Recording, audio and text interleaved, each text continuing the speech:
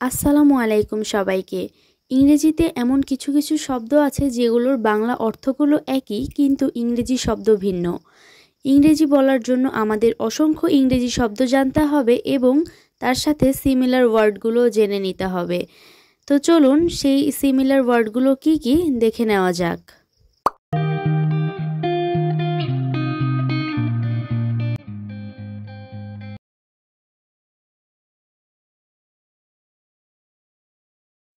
Set up মানে হলো স্থাপন করা বা তৈরি করা। এর সিনোনিমসগুলো হলো স্ট্যাবলিশ এবং অ্যারেঞ্জ। এক্সটেন্ড মানে প্রসারিত করা বা বাড়ানো। এর সিনোনিমসগুলো হলো প্রলং এবং এক্সপেন্ড। ব্রিং আপ মানে পেশ করা। এর সিনোনিমসগুলো হলো রেন্ডার এবং অফার। অ্যাডিশনাল মানে অতিরিক্ত বা বাড়তি।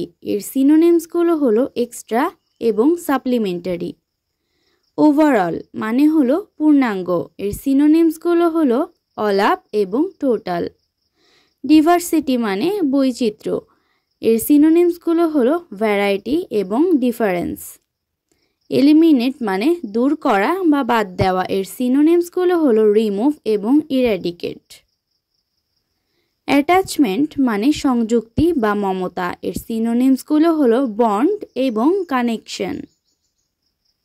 কনসিডার মানে বিবেচনা করা। এর সিনোনিমসগুলো হলো থিঙ্ক অ্যাবাউট এবং কন্টেমপ্লেট।